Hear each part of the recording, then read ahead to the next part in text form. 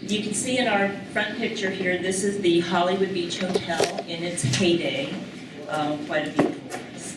So I'm just going to give you a little introduction, and then we've already talked about the Historic Preservation Month.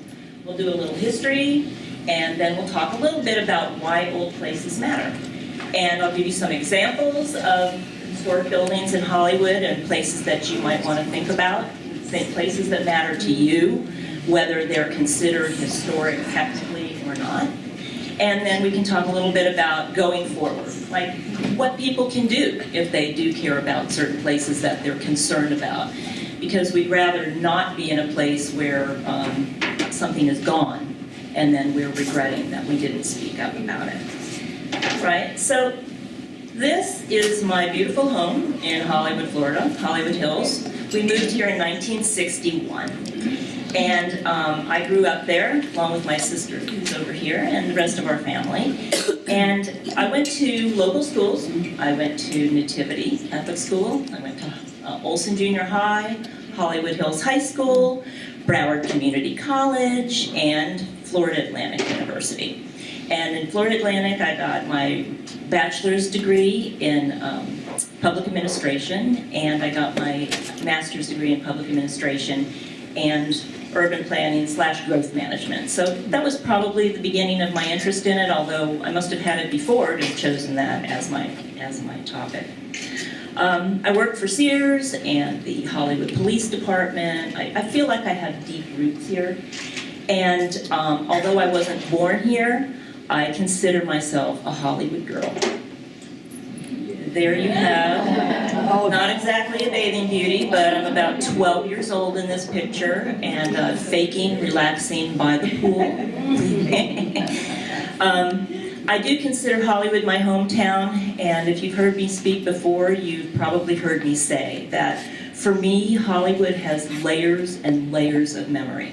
And for me, that's one of the reasons I consider this my hometown. I can't drive down a street without, if I'm not just thinking about going from here to there, without, remembering, oh, we drove down this street to see where rode down this street on our bikes to see where that cute boy lived. Or we drove to the beach, when I got my driver's license at 16. Or, this is where we moved back, my husband and I, and brought up our son here.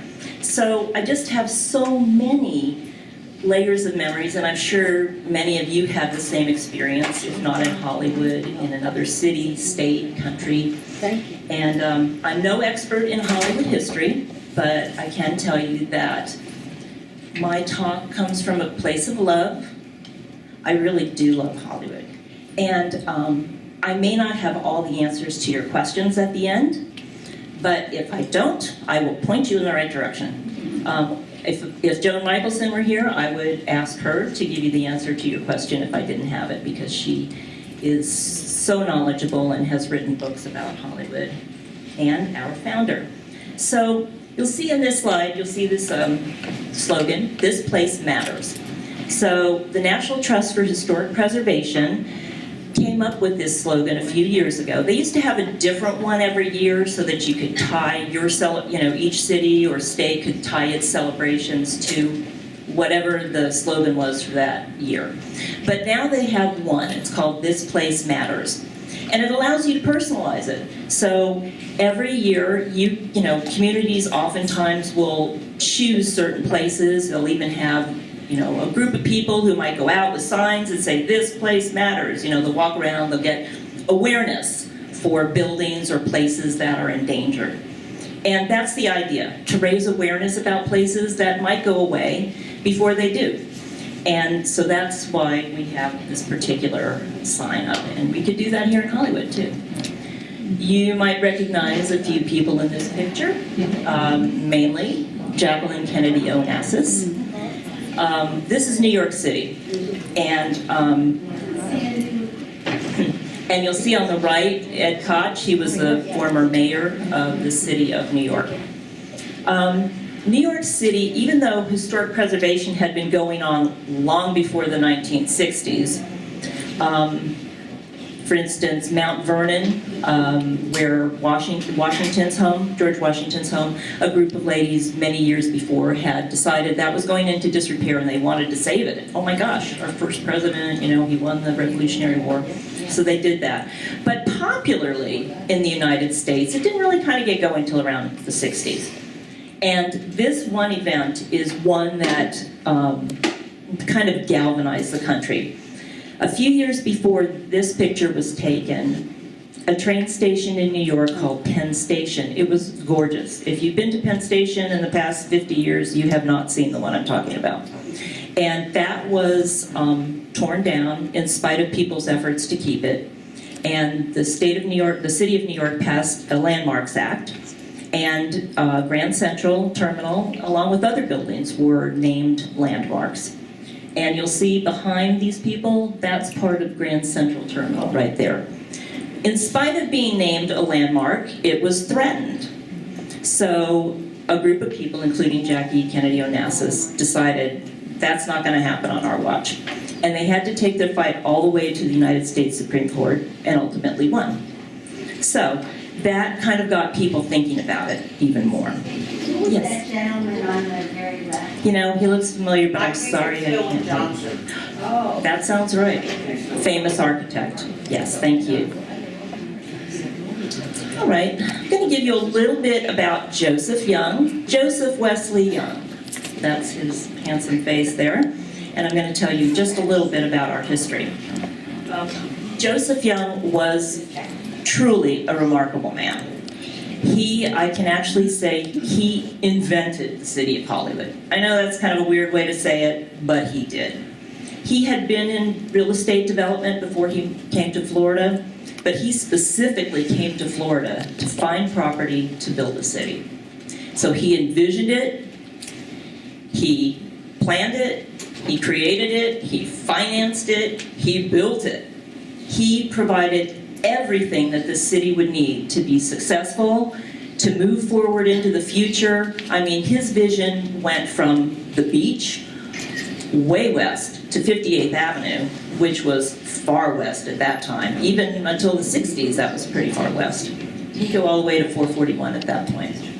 And so I can honestly say that this man is really responsible for the city. And, you know, when I was thinking about it, I thought, this is Joseph Young's world, and we're just living in it. So, it's true. He was quite a person.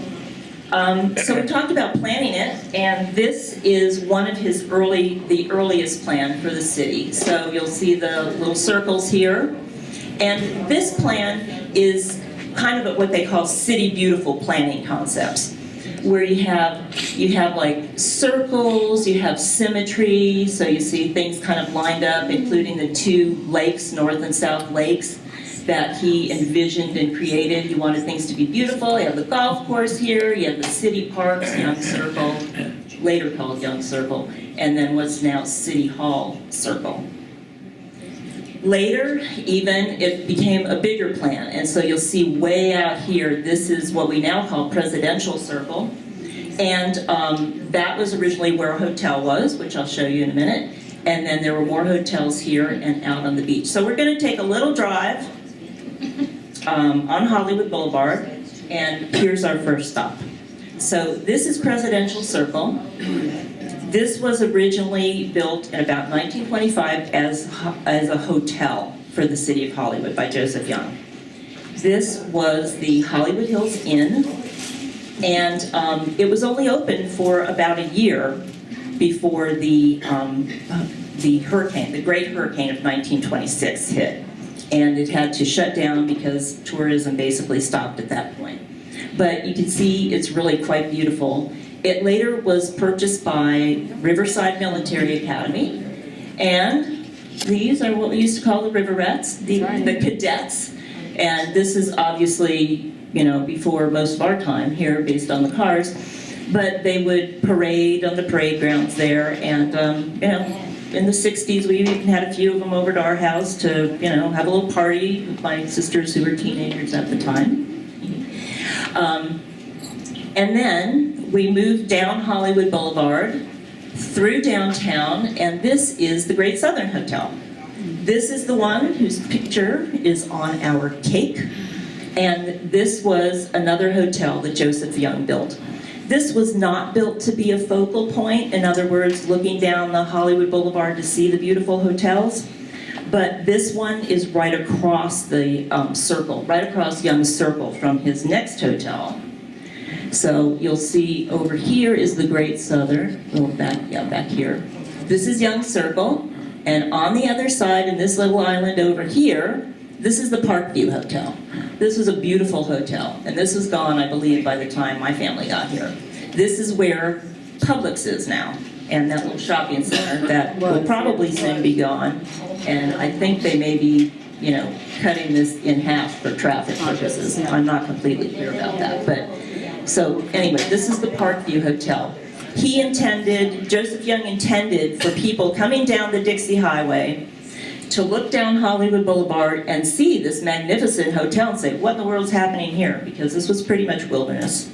And they would turn down and they would look and say, oh my gosh, Hollywood's pretty great. Look at this, look at these hotels, look at this downtown and these businesses, and it's thriving and it's amazing, and we should check into this. So that was part of his plan. This is another view of the Parkview Hotel, which has had other names over time as well. So sorry that one's gone too. So we continue down Hollywood Boulevard as he intended for us to. This is a beautiful kind of romantic night view to the Hollywood Beach Hotel. Yay! And so you're driving, whether it was in the 20s or here in the 60s, here you go. So you cross the Intracoastal Waterway. There was no ugly bridge that interrupted your view and went right in front of the hotel like we have now. And you just drove right across. This is the bridge here. You just drove right across, right into the beautiful grounds, and there you were in front of the hotel. And this place has some gorgeous features. It was built in about 1924, 25, and it was, they called it a 90-day wonder. It was built in about 90 days. It is poured concrete. This place has seen it all. It made it through the 1926 hurricane with relatively little damage. And it's, seen presidents and wives of presidents and many other historic people coming through and spending time there. You wouldn't know it looking at it now, but it doesn't mean that the bones aren't still good. They are. So this is just another view of it. I'm just going to give you a couple of shots. Now this one I love. I love aerials. And this one, of course, is from the beach side. So you see the beach. He had everything. At this point, the broad walk was already planned and laid out. People could spend time on the beach, that you could sunbathe up on the roof. You could spend time up here in this little arcade, and here's Hollywood Boulevard going back downtown. Here's North Lake, and this, of course, would get filled in over time, and Joseph Young's house was down the street here at 1055 Hollywood Boulevard. So, another way you could get to Hollywood was by train. This is the Florida East Coast Railway Station. It was at about, I'm sorry? Oh, I thought somebody had a question. About a little north of Polk Street. And at first, the FEC did not stop in Hollywood. But Young couldn't stand for that. They had to stop here. I mean, that part of the reason that he located here was to be along transportation routes. So Dixie Highway and the railway. That's how people got here, as well as by ship. So he made a deal with them. It's like, if he built the railway station, they would have the trains stop here. Done. So he built it, and it really was a magnificent structure. And this is this train station that my sister and my mother came in December of 1961. And my father and my other sister had already come down, probably on the Dixie Highway by car. And, better to split the family up just in case something happens, I guess, something like that. They got here and got things ready for us. But there it is. It was a beautiful structure. We think it was designed by Martin Hampton, who was a prominent architect. It was torn down in the mid-1960s The mayor at the time said it was an eyesore. Granted, it wasn't being maintained well, but this place was magnificent. They basically did it to straighten out 21st Avenue, which kind of made a little curve around it. So, you know, if you are around me for any period of time, you'll know that I'm not that fond of traffic engineers. They do a lot of dumb things. If you drive 595, you know what I'm talking about. But this is an example of one of them. And so this, you know, for that reason, as far as I know, this beautiful train station was taken down. So among the many things that Joseph Young had in mind was to have a beach that anybody could go to. He was not going to allow people with money to take up the beachfront and keep other people from going there. I mean, the public had the right to the beach, and his intention was for it to always be that way. We are almost exactly 100 years from Joseph Young initiating this city, and it's still that way, and I believe it will be into the future. I believe that the future of the beach and our access to it is not in danger, and that's a really good thing. So here we are. This is the 1940s. You can probably tell from the playground equipment out here. You know, the swing set doesn't look like our typical swing set that we have now, you know, the bathing attire and stuff like that. You don't even own it anymore. All right, and this is one of the trains coming into that Seaboard station that we talked about. So, why old places matter? So they can matter for a lot of different reasons. Because of beauty, so landscaping, architecture, you know, lots of things that are historic are quite beautiful. Not all of them, but many of them are. And even the ones that aren't beautiful, a lot of times have meaning to us. It could be history that they're related to, either people who went to these places, lived in them, had some association. As I mentioned before, memory.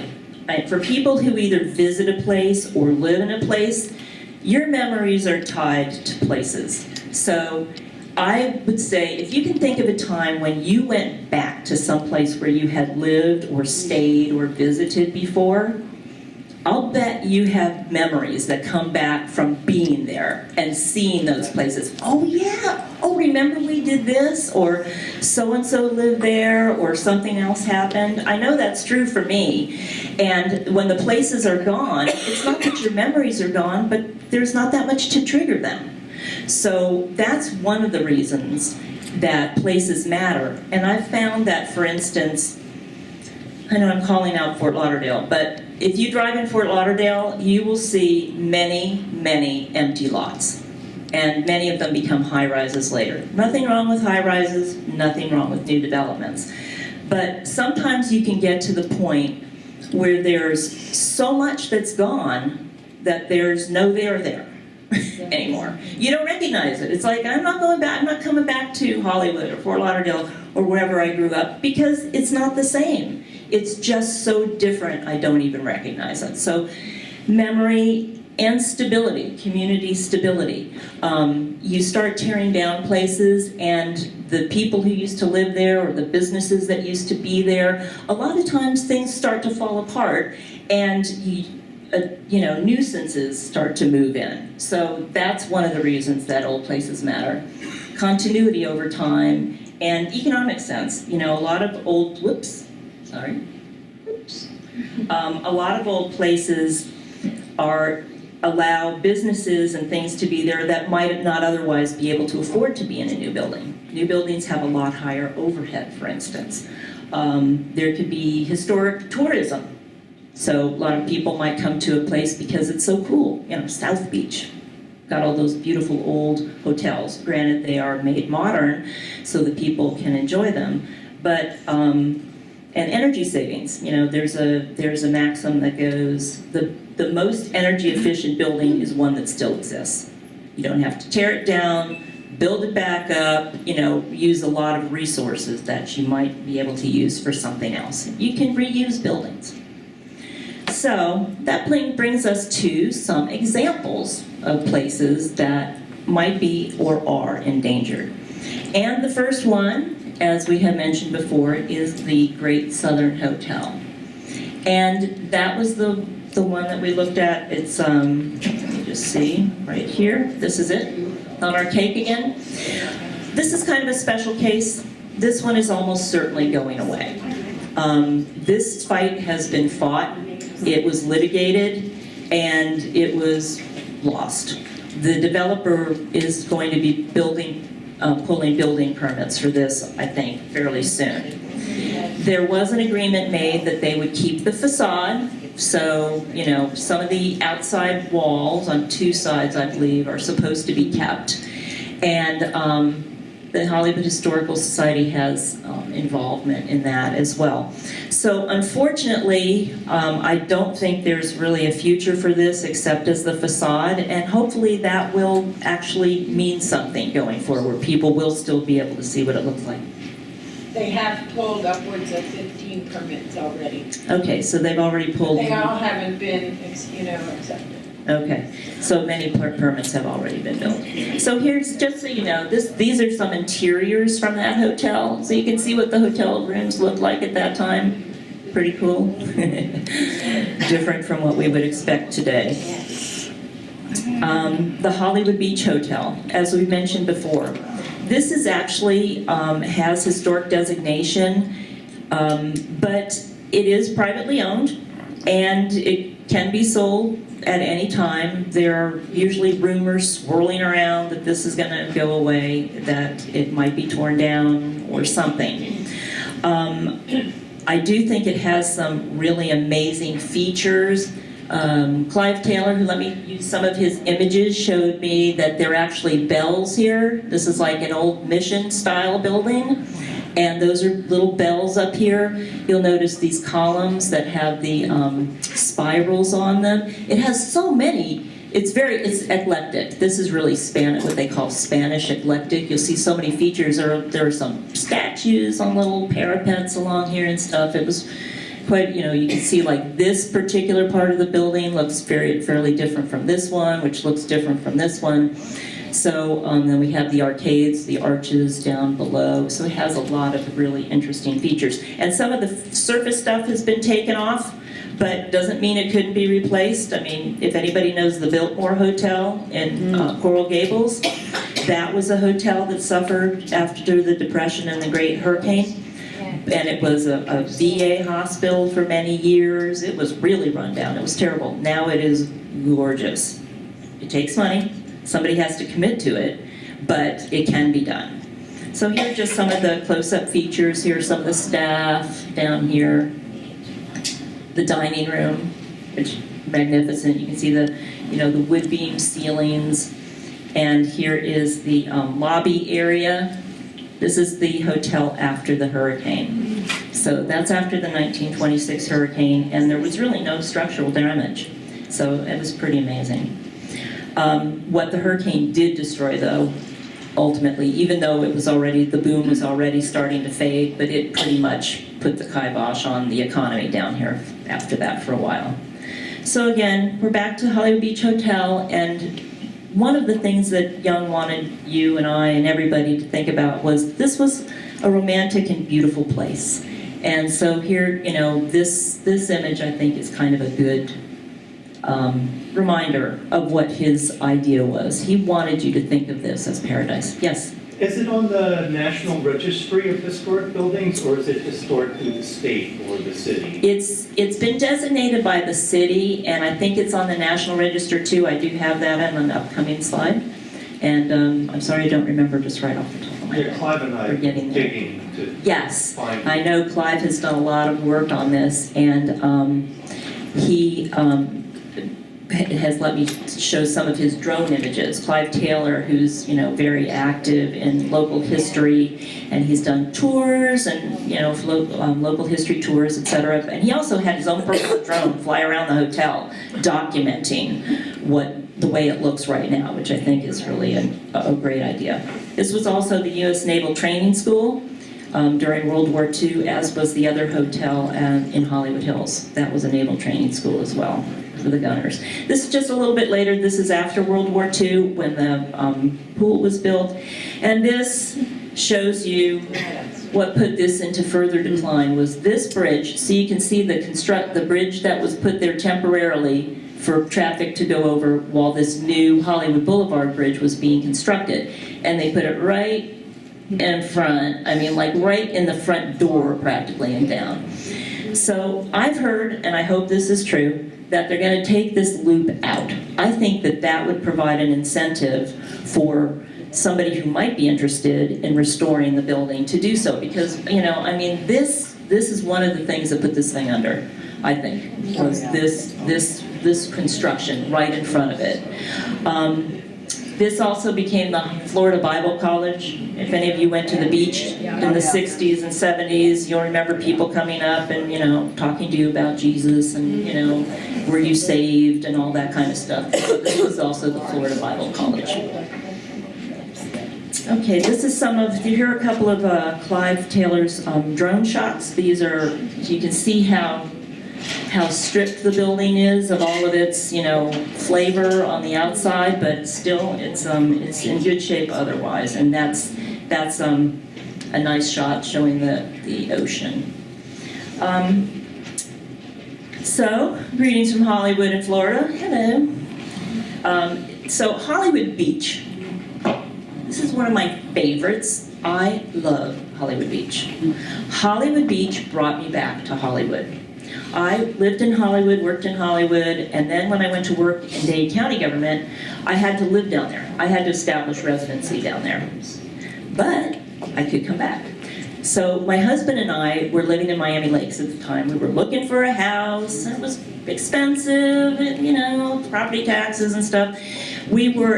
One Easter evening, we were sitting outside one of the restaurants on Hollywood Beach, and I looked at my husband and I'm like, why aren't we looking in Hollywood? The homes here are great. The property values are really good. The taxes are lower. It has this beach. What are we thinking? Let's look in Hollywood, which we did, and we bought in Hollywood 25 years ago, and in Hollywood Hills. And we're very happy where we are. And then after we moved back, my sister moved back, my other sister moved back to Hollywood, so we had our own little Hollywood enclave. Now my nieces live here, my grandnieces and grandnephew. So we have our family is all kind of located back in Hollywood again for the time being. So this is a bird's eye view of Hollywood Beach, and you'll see how he has all of these streets laid out between the ocean and Ocean Drive, and there's the Intracoastal over here. And his idea was this would be filled in by individual homes, by little hotels, cottages, you know, businesses, and so forth. And it was. The Broad Walk, which is the Broad Walk because it is broad. It did have boards at one time. It was pink concrete initially, and then after the big hurricane, it ripped up the concrete, so it was boards for a little while. But then it became pavement, and now it's, you know, has a nice surface treatment to it. But there's another one of our romantic shots of Hollywood Beach. I'm just going to show you a few pictures of places on the beach. The Carlson Apartments. Oops.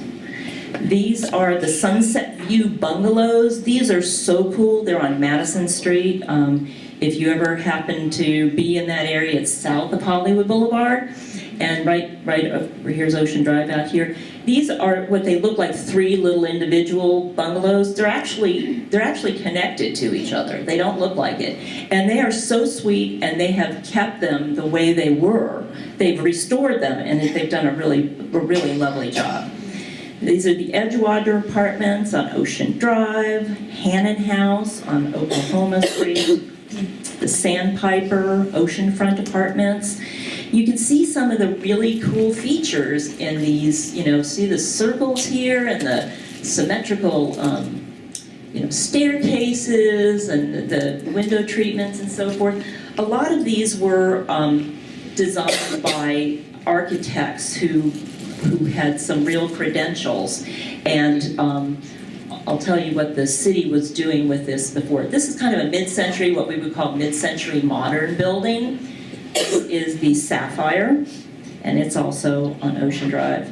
I threw this one in because I used to go to Hollywood Beach, Garfield Street a lot, and Holiday Patio was our hangout. It was near the paddleball courts, which are also historically designated by the city of Hollywood.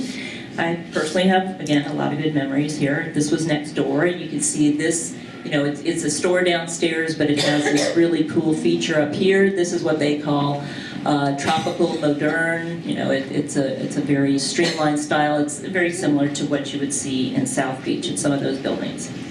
So, Hollywood Beach. We do have an historic district in Hollywood Beach. It's basically the Broadwalk and the buildings facing the Broadwalk and a few others. It does include Hollywood Beach Hotel, but all of the other buildings on Hollywood Beach are at risk. I mean, I know you've all seen the development, and one of the things that concerns me is that we're losing the integrity of the way Hollywood Beach feels. Yeah. It's, you know, all the little mom and pop places, there are so many of them, and if we lose more and more of these, we will really lose one of the things that makes Hollywood most special, and it makes Hollywood Beach unique. I challenge you to find another beach that's as cool as Hollywood Beach.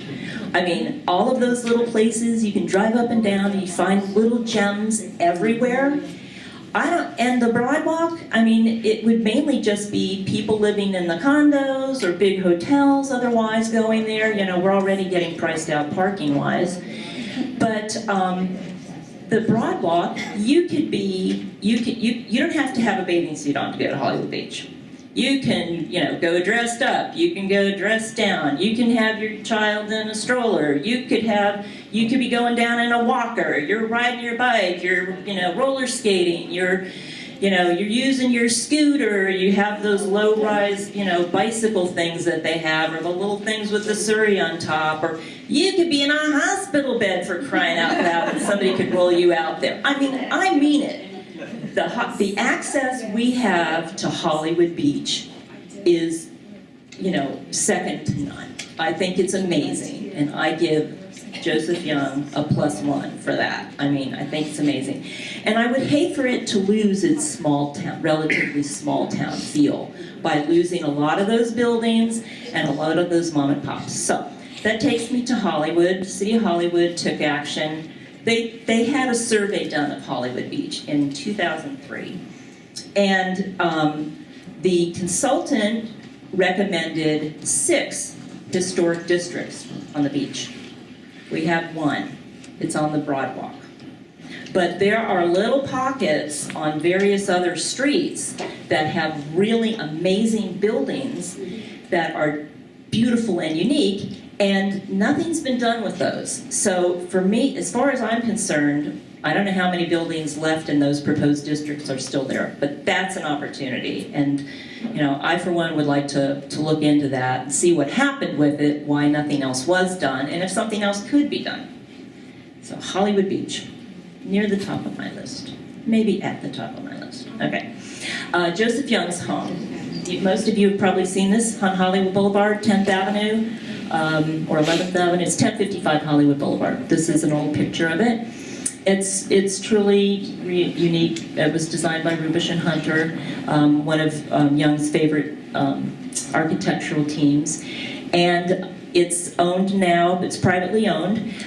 Since Joseph Young died young, he didn't really give any buildings he gave some buildings to the city, but he hadn't made arrangements for his own private home. He assumed he was going to be living there. He was only 51 years old when he passed away.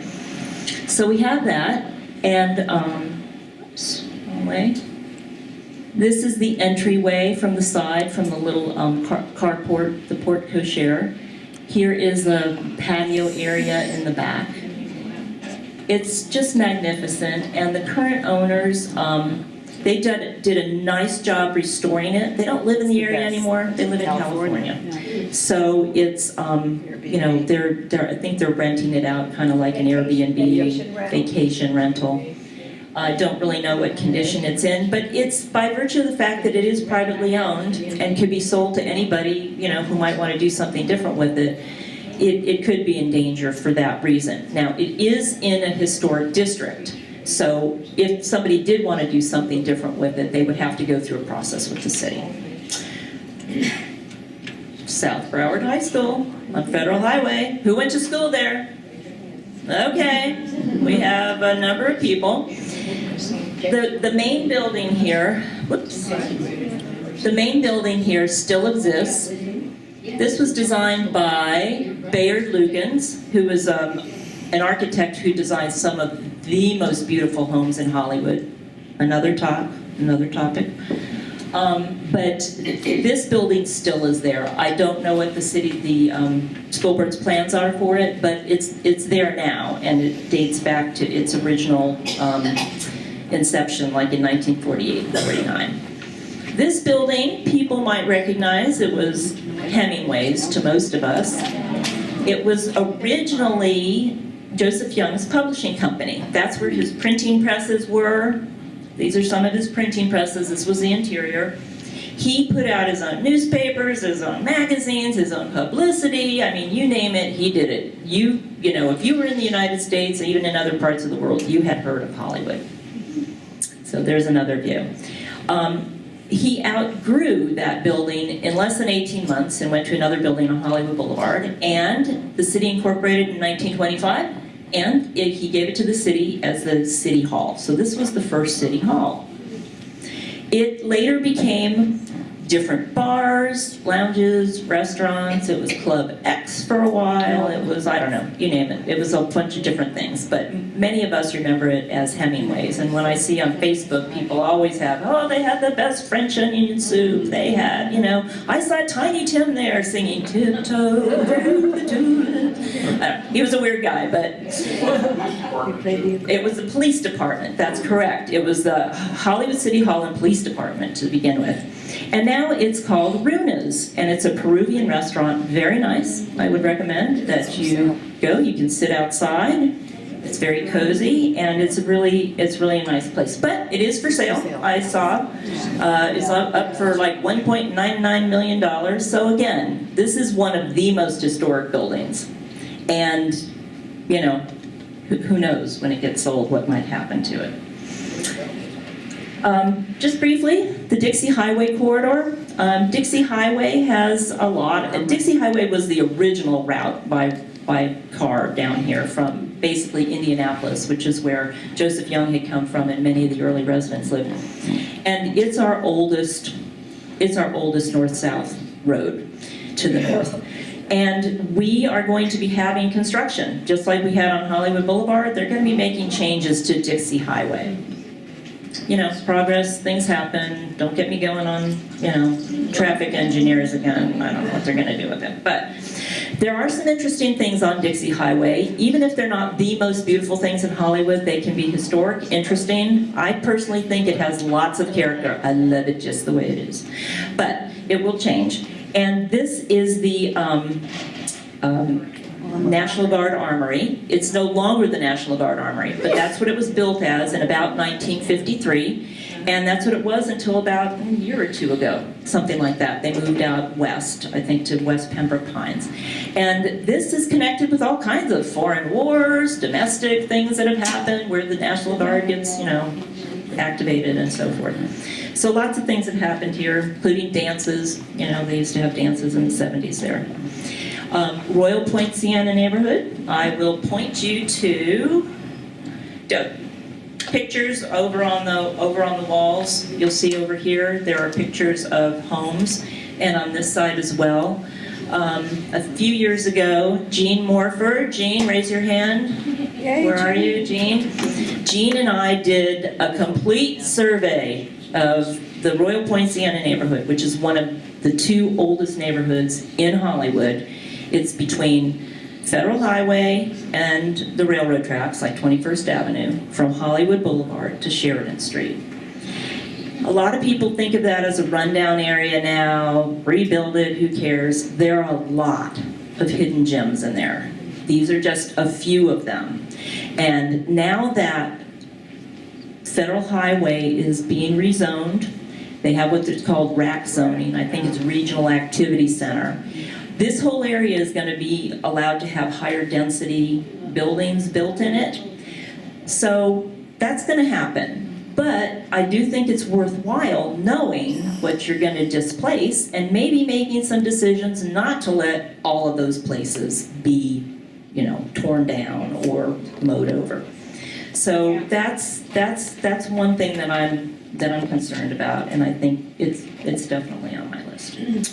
So I just wanted to ask, are there other places that you all have in mind? I mean, I've given you a list of places that I think are worthy of being saved or at least acknowledged or, you know, being aware of. Are there other things? Yes, ma'am. Well, you have rural Poinciana, which is and I'm the president of the Civic Association. Yes. That covers from Sheridan Street to Pepper Road. Yes, so you have Everything you're Parkside talking also. about it. So Parkside is another one, and I'm seeing this stuff, and I am at war with everybody now because this is a really hard thing to see. Yes. And to see what's going on with development, which is on the corridors, but they're also starting to move into the neighborhoods, a couple of them. Yes. So the streets that are there, those historic streets that had horse and carriages are going to be overpopulated with spillovers of 25 to 50 cars from these buildings on Federal Highway. Yeah. And some of these houses,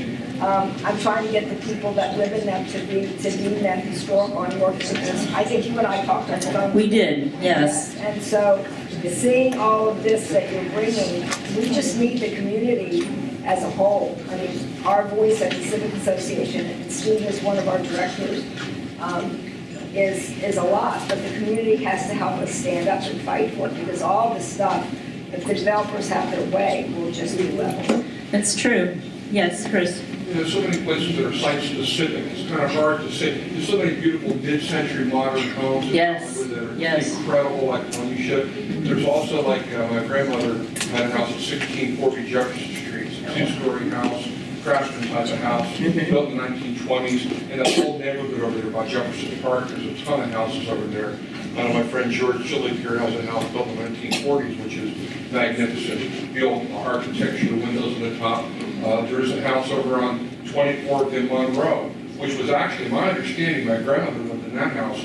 They rolled that in on logs and with mules. It was one of the houses that was used for Joseph Young's workers back in the days of cottages on the beach. They brought it down Hollywood Boulevard to there, and ended up there. It's got daytime pine floors that are so hard you've got to drill into them. You can't hammer nail into them. Cobalt windows. Right. There's a million places in Hollywood. So I think to limit it to certain areas is doing a disservice. These coral rock houses over here on Taylor and Polk between Dixie and 28th Avenue, some of those old homes. There's a million homes around Hollywood that fit that category. They need to really do a more exhaustive search and look at site-specific, not just areas. Right, so both have to happen. We know we do need to have certain individual places designated as well as districts. The rock houses, there are 4 of them that have actually been designated by the city. And so there's a place for both things. And I do agree that we do need to know more about what's out there. There was what they call a survey done in 1980 of buildings that were 50 years or older at that time. So that meant 1930. Okay, so 1980s, almost 40 years ago now. Hard to believe. But so think about all of the buildings that are now more than 50 years old. So I know the city has done some updating of their historic database, but they need to do more. You got a question? Yes, I'm sorry, George. Yes. Well, I think simultaneously, the design of Dixie Highway, 21st Avenue, to put pressure on the Florida Department of Transportation to get more sophisticated when it comes to pedestrian crossings, bicycles. And I believe that a designer like we do have currently on Young Circle should come in and provide a master plan so that it becomes a neighborhood street and not a runway. Once you create a runway, then you have permanently created a barrier between neighborhoods and people. True. And I think if you lobby for a a design on paper for approval, that the Department of Transportation would do it, like they're going to do on the circle. As I said, there's certain naivety on their part. It's obviously one of the biggest businesses in the state of Florida when it comes to road construction. But I think if you could provide a master plan, the community could provide a master plan, and that I believe will be pressure enough, along with your designated individual structure. Well, you're leading me right into what's next, going forward. What can we do? So the things that you have just mentioned are things that we can do. More historic designation of places, creating awareness. Sometimes it's hard to appreciate something if you don't know something about it or have some context for it. Advocacy, so getting groups of people together, grassroots efforts. Sometimes you even have to buy the place to save it. And some places don't have to be saved. You might want to put a plaque up. You might want to, some places are already gone. So here are the places that are on Hollywood's on the National Register of Historic Places in Hollywood. So the historic Hammerstein House, which is where Hollywood Historical Society has its research center in the back, and the building is available to be toured on Sundays and certain months. Many of you have done that.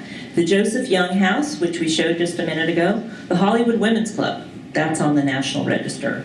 And the Historic Downtown Business District. So there's national level recognition. It doesn't provide a lot of protection. There was another one on here, the Garden Club. It's gone. It's gone. So it was on the National Register, and it's gone anyway. There are city designated historic districts. There are 4 of them. 2 of them are in the Lake section. One is the Hollywood Business District and the Broadwalk District that I mentioned earlier.